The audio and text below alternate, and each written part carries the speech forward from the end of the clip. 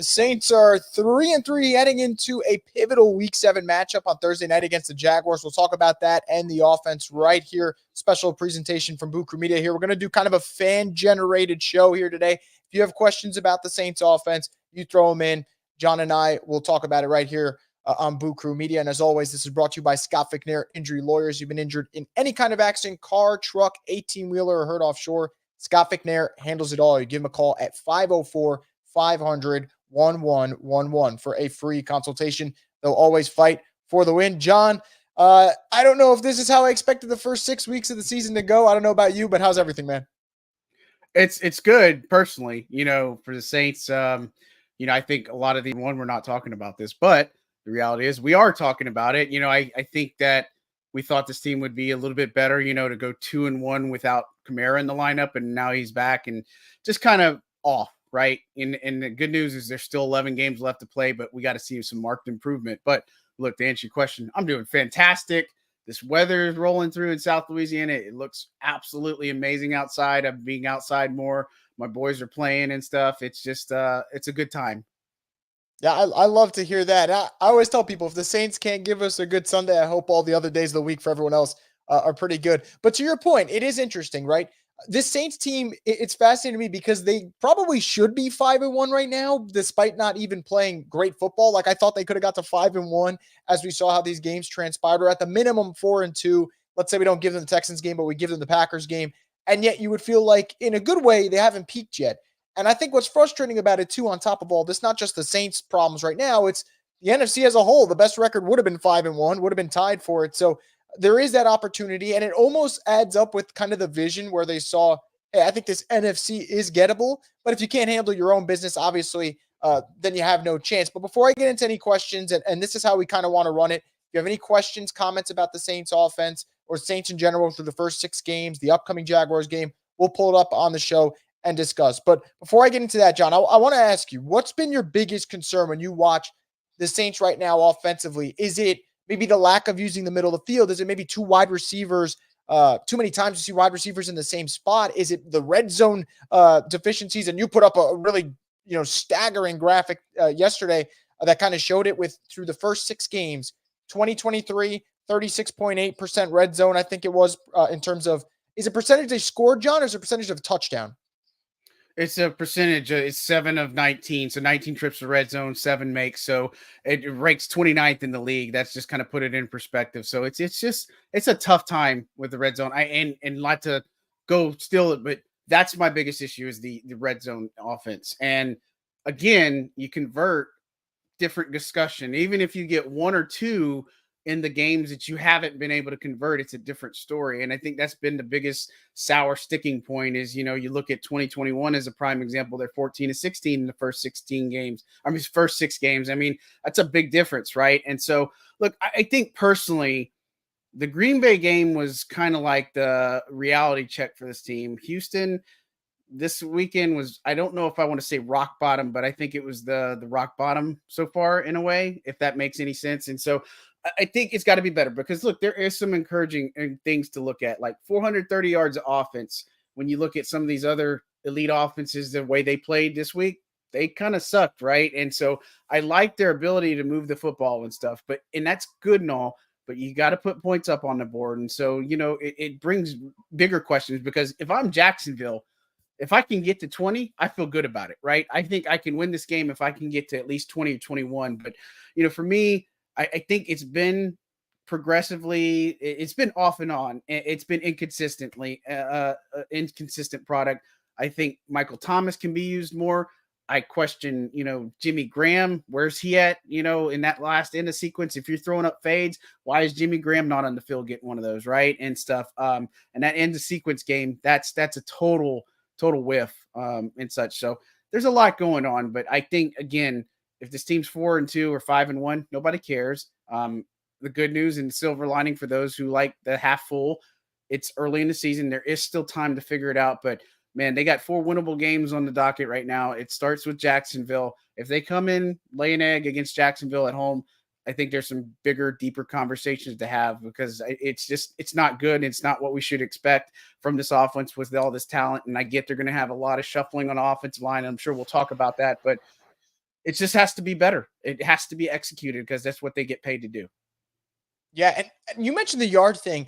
I thought it was fascinating because I think there's times where you look at yardage on offense and you think it's maybe, I don't want to say empty yards, but you maybe put two and two together, go, all right, this team was down like 20-0 the entire game. And like they were getting to the red zone when it mattered most, no problem. And then once they got there, it's like just the tires fell off, everything came off this team. So we're getting to some comments here as we go through this. And we're going to get the first one here from David. He says, any hints, comments, thoughts from ownership? I guess this means, are there any hints or comments about maybe a change offensively? I know DA's done a pretty good job of talking about, whether it's execution based or whatever it is, and pretty much giving the politically correct answer as a head coach should.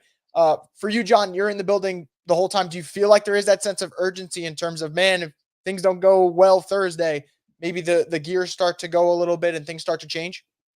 Yeah, I don't think we're there yet. And I get everybody's talking, but this team's 3-3, right? Now, if you were 0-6 and you got to do what Carolina did, right? And Frank Reich moving off from play calling duties, you got to make a change like that. And so uh again, if this was a Jim Irsay or a Jerry Jones, yeah, they'd be absolutely vocal. But look, you got Dennis Lauscha and obviously Mickey Loomis who handles this team, and they're letting Dennis Allen do his thing. There's a lot of trust there. They really like DA in this building and such. It's just people inside the building know what has to get done. It's just a matter of putting it together and executing. I think that's the two biggest things. And so I think the mood in this locker room is strong still. I think there's been a lot of humbling conversations without getting too detailed that have happened, but nobody's down on themselves. I just think they're tired of losing. I think they're tired of losing in the ways they've been able to lose. And something's got to change. And so if Thursday happens, like I think Alvin said it best, if nobody's seen Alvin's interview, I mean, he was emotional. He's talking. I mean, he's about as real as he can get, right? And DeMario addressed the team and such. I just think, to answer the question, no, we're not there yet. I don't think that's a point where we're going to hopefully get to. But if they start losing these next several games, then you got to ask the questions and see, is that something that has a little bit more merit to it? Yeah, no, that's interesting for sure. And obviously, if it struggle on Thursday, then I guess the noise gets louder. Got another comment here. What do you think about Pete Carmichael's comments about the offense doing too much? I can't imagine how things will improve by them doing less. In Pete's eyes, now I think what I could kind of give my take on this, and I'll swing it over to you, John. I think what they're meaning is you really only have 3 days to kind of prepare. It is a short week. I don't think you have to overcomplicate things for the Saints offense. And I don't know, maybe doing less means going back to kind of the basics. And you talked about, I think a lot of people mentioned they can use Michael Thomas on slants a lot more than they've done so far. They can use Alvin in space a little bit more. You mentioned Jimmy Graham before, maybe a couple red zone targets for him. Like, I don't think doing less Pete Carmichael means like he's going to do less work throughout the week. But when you kind of hear that, what do you think game plan wise? And something you mentioned before, we got to put into kind of perspective where whatever they game plan for the Jaguars is probably in mind with a banged up offensive line. Yeah, and look, something I put out last night, I was just looking at some of the statistics, and it talked about their unique line combinations, and it's like a very, very large gap, a large delta. I think it was like 80 or 90 more than what some of the other teams are doing offensively. And again, that speaks to some of the creativity, the looks they like to have. I mean, that's just kind of how the Saints offense runs. But when I heard the comment, obviously being right there and saying do too much, again, look, I think you're not going to say, oh, well, this is a simplified game plan. But I think that when you look at it, some of the things that left off to me is I'm in the middle of my film study. Kendre Miller was a huge focal point last week. He was barely used this week, right? And Taysom's more active in the receiving department. That was good to see in some aspects. But again, like I brought up on the final drive, you see the communication, you see some of the things at the end of the game. My biggest complaint about that was you had to hook up to Olave. You had time on the clock. You had a timeout. I don't understand the rushing up to the line to run a play where Olave has no idea what's going on. I mean, you see him, he throws his hands up because he doesn't know what's going on. And, I put that out on Boot Crew just as a short, but that whole sequence, it was just shot after shot after shot. And the protection wasn't there. The Texans knew what they were doing, and you got to tip their cap to them. But, look, hopefully they can get some extra weapons like Jamal Williams. He's been designated to return from IR. I would love to see that 1-2 punch. But, again, the decisions when it counts, that's really what we're kind of waiting to see. And so by him saying he's doing too much, maybe it's a little bit too complex in some aspects. And again, you have to be very smart to run this offense because it is very complex and such, even going back to Sean Payton days. But, I don't think that's indicative in saying the players aren't smart or they don't know what's going on, because I know they know how to do things. They just have to make sure that they're paying attention to the fine details and execute. I mean, this is really all that we kind of hear is that, people have got to get better. It's execution. And at some point you got to execute. And if it's not doing it, you got to ask the deeper questions of, well, if this person's not executing, then who's the person that's going to get this executed? Because again, you're expected to be in the playoffs this year. This organization has made all these moves that has helped DA and such, and you've got all your guys picked. You got to deliver on this. And again, an AFC loss, not as big of a deal in the grand scheme of things. The problem, I think, is this team has never had the luxury of saying, well, it's week 13 or 15. I need a win from X team and they can get that win. So you hope these early games, these early losses don't mean much, but all they need is one, and hopefully show consistency. And if they go on a tear and win 3 of the next 4, then we'll probably laugh about it. But until we see that, and until we see that execution, we're going to be a little bit more suspicious than, optimistic in here. Yeah. And, you mentioned the schedule, and I know that you don't want to go past Thursday's game, and I'm not doing that. But what I would say is, it's frustrating in a sense that they are getting scheduling breaks. I felt like back then guys would always come back from injuries and they'd play the Saints. It always had that vibe. And I know fans have always joked about it, but this Thursday, if you play Trevor Lawrence, he's not going to be 100%, or maybe he doesn't play at all. The weeks coming after that, you're not going to play Anthony Richardson. The Vikings may not have Justin Jefferson. The Bears will see with Justin Fields' thumb, but there are scheduling breaks. And even if those players were healthy, they're not necessarily juggernaut teams outside of Thursday. I'd say the Jags, obviously, this is a team that was in the divisional round last year, but the schedule has opened up. And we talk about Pete Carmichael a lot, and I know that's been the hot topic, and I understand that's rightfully so, but I want to get into a comment here, actually, that makes me kind of shift gears, and we'll talk about Derek Carr for a sec. Not necessarily this comment in general, but they said hindsight is 2020. The Saints really paid a quarterback who got shut out in the Superdome, believe he would elevate the offense. Now, I don't know if I'd go too much into that comment. I know that's really been a popular thing on Saints Twitter, people talking about whether or not the Carr signing's worth it, and people getting into the specifics about the salary, this and that. I think for me, what's frustrating is there were moments on Sunday where I did actually think Derek Carr was making progress, and then once you get into the red zone and you see his career red zone numbers, obviously that's a concern. For you, and you've been watching Derek Carr, if you go, I don't want to say placing blame because that's not the right thing to do, but when you start going on concerns or who's got to really deliver, how much do you think is on Carmichael? How much do you also think is on Derek Carr, where it's like, they did pay you to kind of overcome certain things, elevate the offense. What do you kind of think the way he's been through the first 6 weeks? Yeah, I think it's been up and down, and it's been a hard press because, again, he gets a defense behind him. He's never had this strong of a defense, and then all he needs to come and do is be efficient, manage the game, just be a little bit better than what Andy Dalton was to this team last year. And so, again, you look at some of the things, and it wasn't just at the end of the game. I mean, there was times where Rashid Shaheed, I'm not trying to single people out, but Shaheed wasn't clearly on the same page. And it almost led to a pick because he wasn't expecting it. And so as a receiver, you probably need to know your assignment a little bit better. And so, again, communication is everything in this game. And so, look, if you're going to pass judgment on 6 games, that's kind of hard. And I can't control or make you necessarily think that. But if you're going to be that quick to judge somebody, I mean, you go look at Drew. He wasn't totally setting the world on fire his first six games here with the Saints. I mean,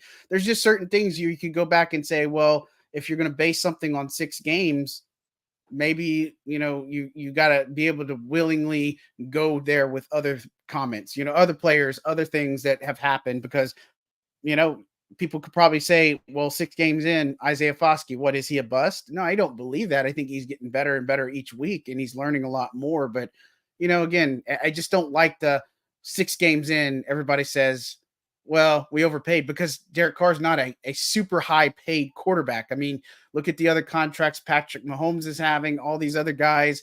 I mean, he's not getting paid a super ton of money. They just have got to deliver.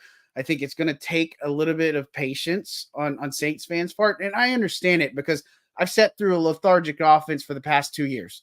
I don't like seeing it any more than what you guys are seeing too.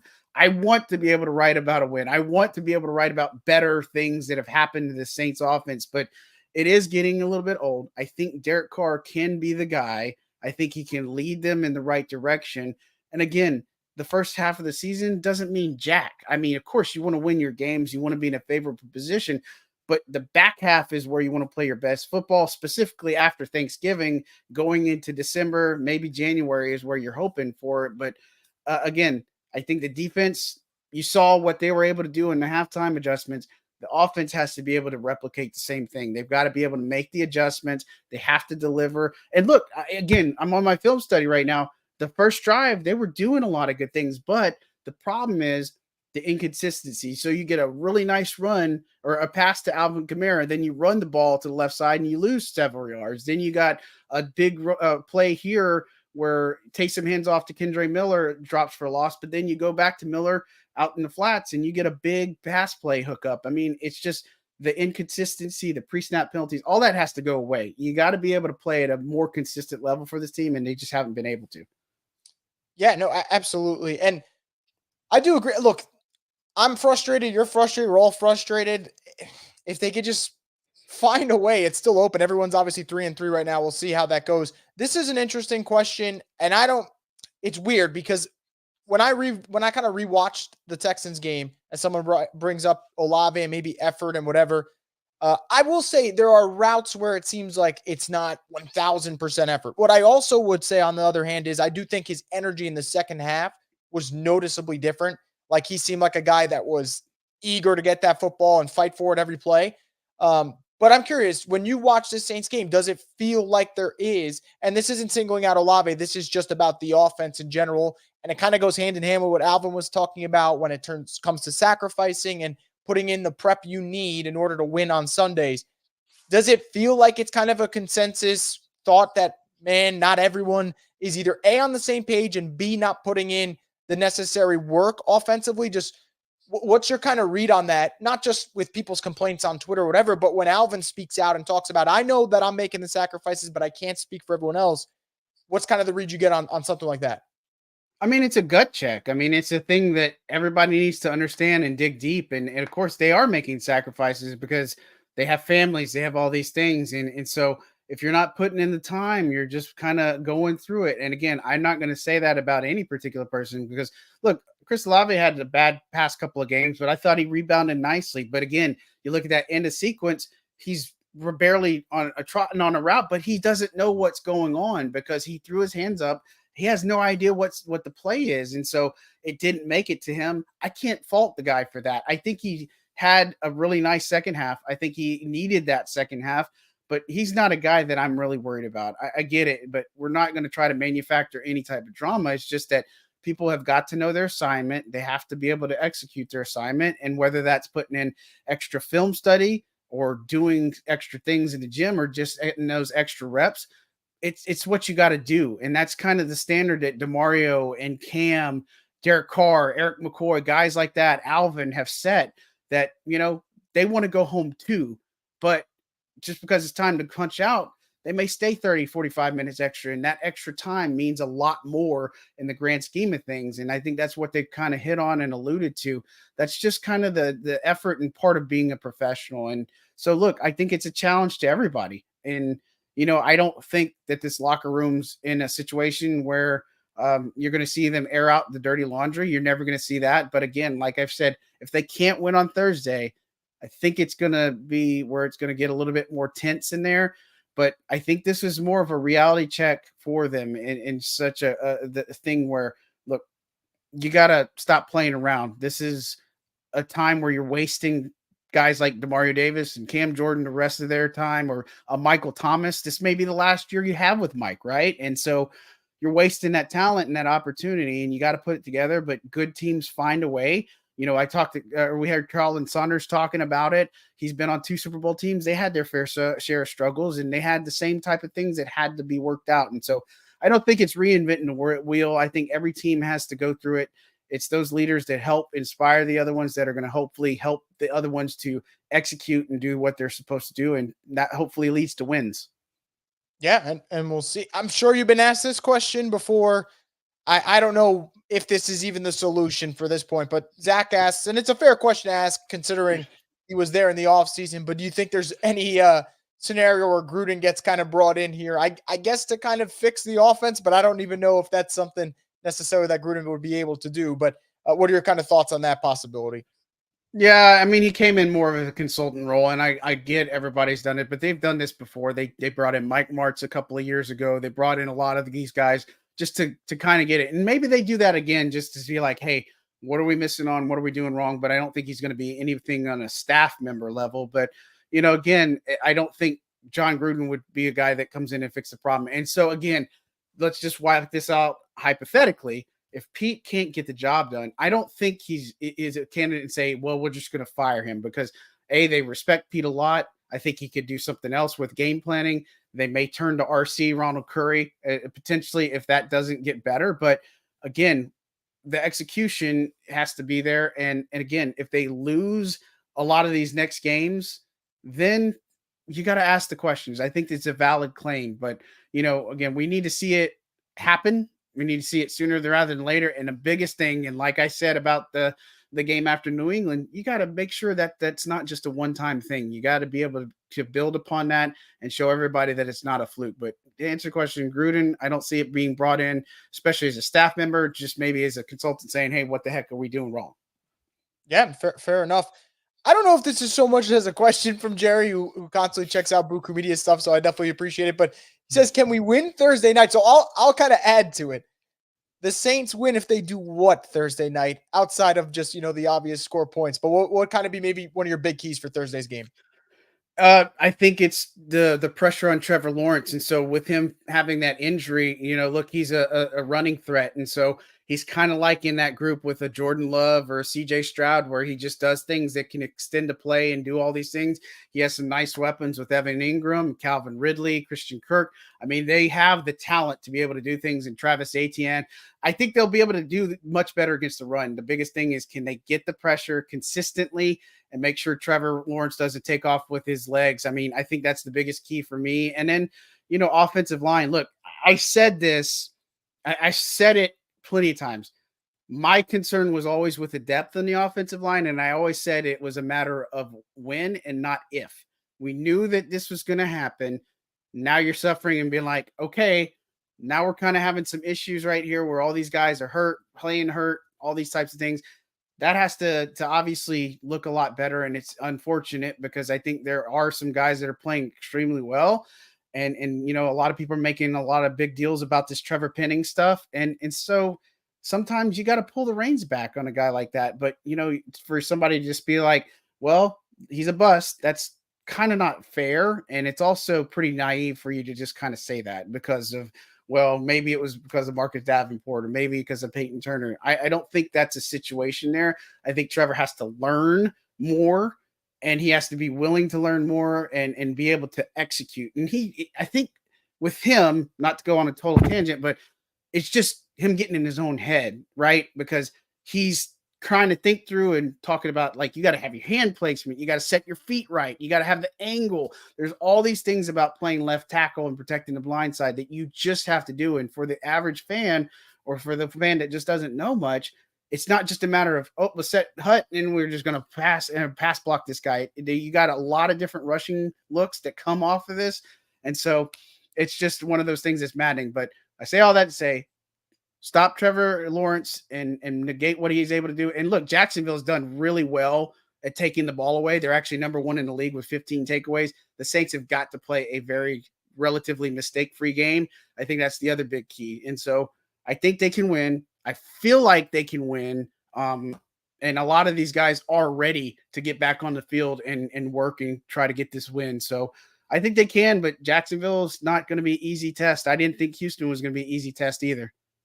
Yeah, no, Houston It took what, D'Amico Ryans a week to turn that franchise around and get them in a positive direction. He's been great. So you mentioned They're going to Trevor. be a good team. They're going to be a really Oh, good team if they for can keep sure. going. I will say, John, the one thing that I took the bright spot of Sunday's game was I'm glad CJ Stroud wasn't the Panthers pick. Not a knock on Bryce Young, by the way, because I think Bryce can figure this thing out. That, obviously through 6 games, it's not indicative of what his career will be. But CJ's figured it out pretty fast, and I'm kind of glad at least the Saints don't have to face him twice a year for the next couple of years. You mentioned Penning. It feels, I think we got to take into account too. This is really kind of like his rookie year. I know that's not what people want to hear, but you kind of lost the first year because of injury. So we'll get to a super chat here from Hoodie Juby. Appreciate the support, man. He says, with Demario Davis missing 2 straight practices with a knee injury, could the Saints finally look toward activating veteran linebacker Jaylen Smith to the roster? John, what do you think about that? Yeah, I actually put a short out earlier talking about it. I don't think we should be that concerned because we're coming off a short week. So Monday was an estimated report. Tuesday, I mean, these guys weren't in pads at all, right? This is just more of a kind of a walkthrough type thing. DeMario was there, and such. So I don't think it was a big thing. I think this is more indicative of saying, okay, we just want to make sure that our veterans like him, Cam, Tyron, are getting a little bit more rest so they're able to play on this short week. And so I don't think it's a big deal. I get it. The optics don't look that good, but facing a short week, I was talking to some of the guys in the locker room about the body recovery, and it's just everybody's different, on how they treat their body after the games and after practices and such. So I don't think we're there yet. I think practice squad elevations, Cameron Irving has got to be number one. I think he's going to be an option at right tackle. I think that's what you're going to look at. Left tackle, I think there's a different option that they're going to have there as well. And so, we'll have to see how kind of things transpire. But, they're not going to have James Hurst this week. They're not going to have Ryan Ramczyk in the lineup. So they're going to have to figure that out, obviously. But for him, I get Jaylen Smith. I think it's just a matter of time. But DeMario is going to be fine. I haven't seen or heard anything different that would suggest otherwise. I think his time will come, but I really like how him and Pete Werner have been playing.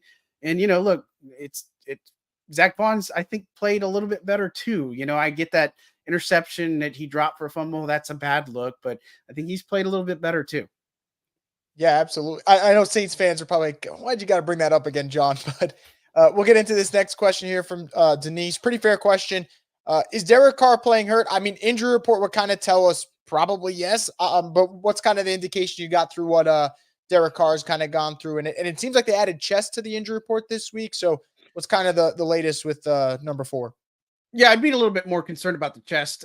He got hurt or got hit on a play, and he was down on the field for a brief moment. I won't say a lot, but he just kind of got hit, and so that's where that chest injury comes from. Look, I think his shoulder is getting much better.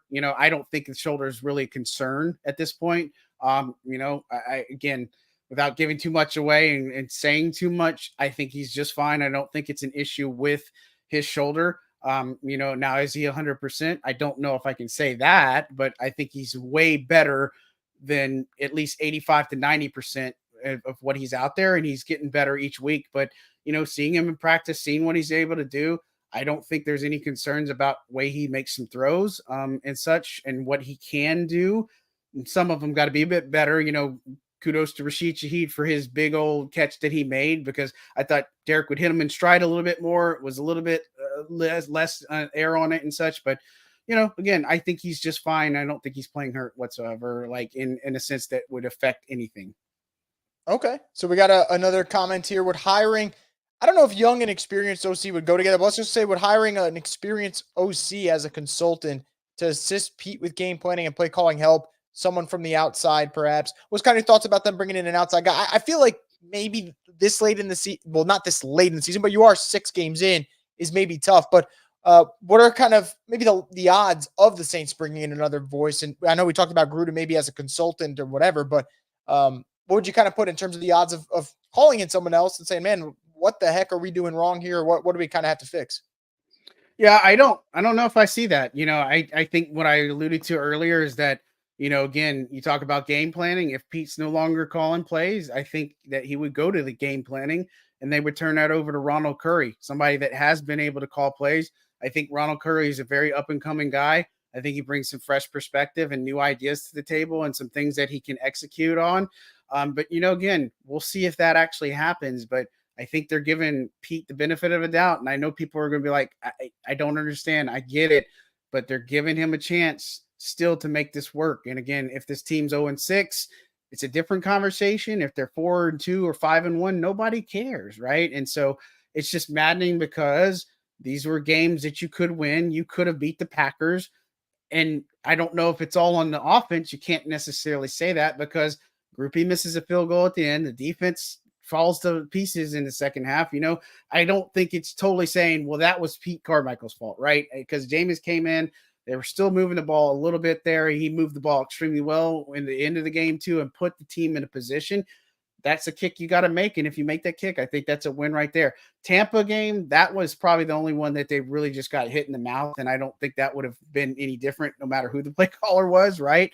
Especially with Derek coming to get back and playing, through everything. But, this game against the Texans, I think that's the other one that you had a legitimate chance of winning. You had 4 drives at the end that you had scoring chances in a position.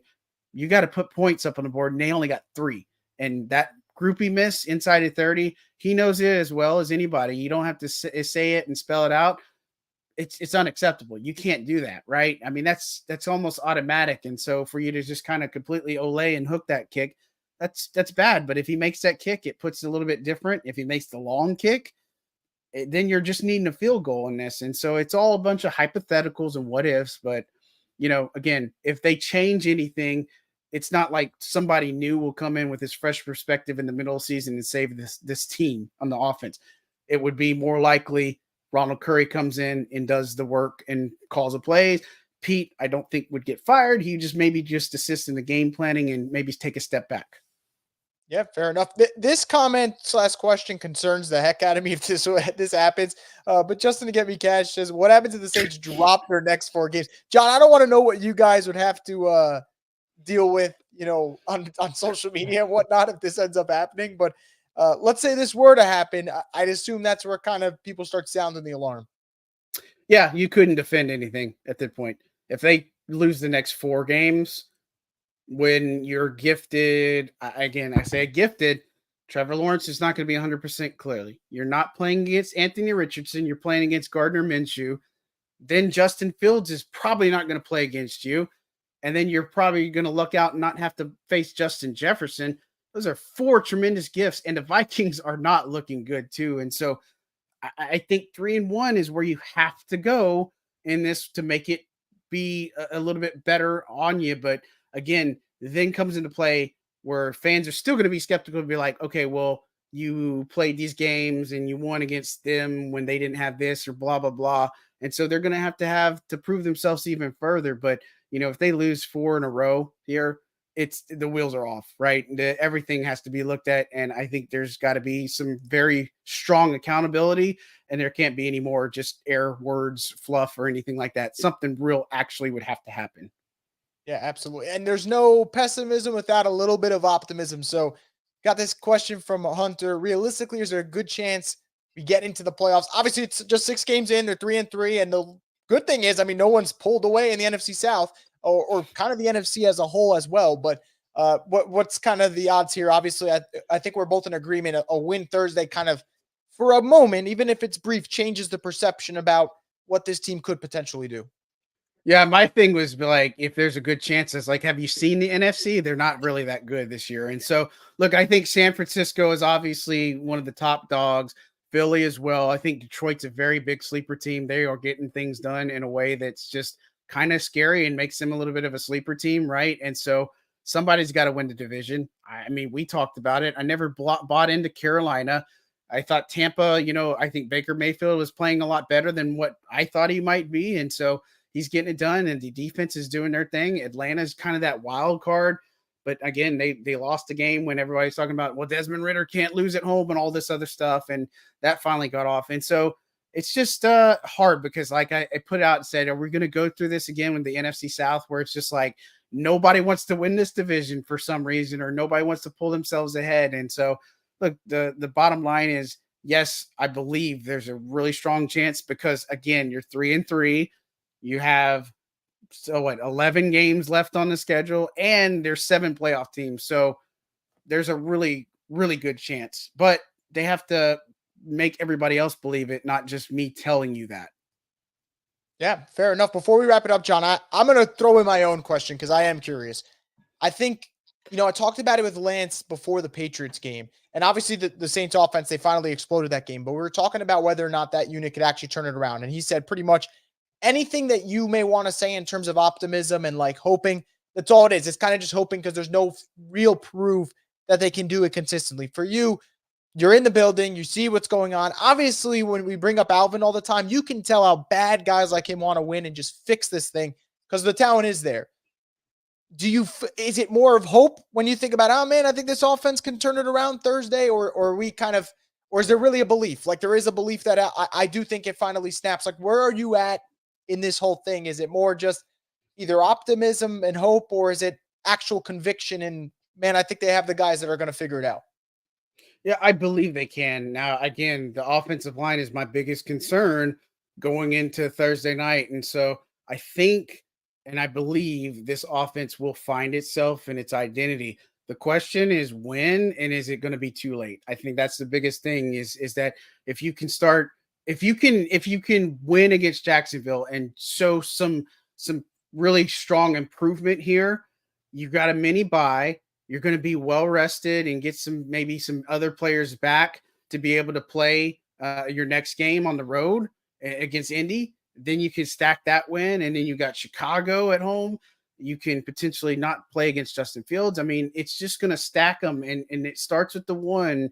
But I believe the offense can be better. I believe that they feel like it and they believe it. It's not just lip service. I think again in this locker room mood, there's not somebody that's just going around flipping chairs and getting on other people. They're together, right? They were together last year, right? And I think that's the other thing that I talked about too. And it took Tyrann Mathieu just said, look, we're just not as good of a team as we thought or you think we are. And that was a very humbling thing. And then they kind of went on that tear defensively. And so again, I don't think there's any animosity. This team, these coaches and these players, they really like Dennis Allen. I think Dennis Allen is extremely good when it comes to the defense. I mean, do you want to go back to the days of what it was like before him and the defense? I just don't think so. But, they got to be able to put more than 20 points up on the board. And that seems to be a challenge for whatever reason. And so hopefully they can get it done. I believe they can. I don't know if we'll see it against Jacksonville. I was looking for improvement. I think getting Kamara back is going to be huge. I think getting Jamal Williams back would be huge too. When they get Jawan Johnson back, I mean, he's been dealing with that injury. I think he's got to come back as well. And so, look, if you lose this game, then I think it turns up the pressure cooker a good bit. But if they win, it's a step in the right direction. I think they can do it. If they don't, then it's a completely different conversation because you're going to 3-4. Yeah, it's still a lot of things that can happen there, but you at some point you got to hold people accountable. You got to make some changes that are going to benefit this team, and some of that might hurt.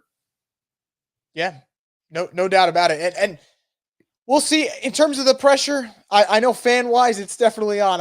I have felt those vibes for like the last 48 hours. It's been intense, but I guess that's also what makes Saints fans great. But like you said, John, really important game Thursday, 4-game schedule opening up where, man, this is a really good opportunity. If DA is going to make this thing work, if Pete's going to make this thing work, it's now or never. It kind of feels like we'll see what happens. Saints, Jaguars, Thursday night. As always, guys, thank you for tuning in. Thank you for leaving your questions. Make sure to subscribe to Boo Crew Media's YouTube page and check out what John's been putting up, not just on YouTube, but also on Twitter or X, whatever we're calling it these days. And obviously with the Saints News Network, he does great work there. But that's going to wrap it up for us tonight. Have a great Tuesday night, everyone. We'll be back with more coverage over the next 24, 48 hours as the Saints get ready to face the Jacksonville Jaguars.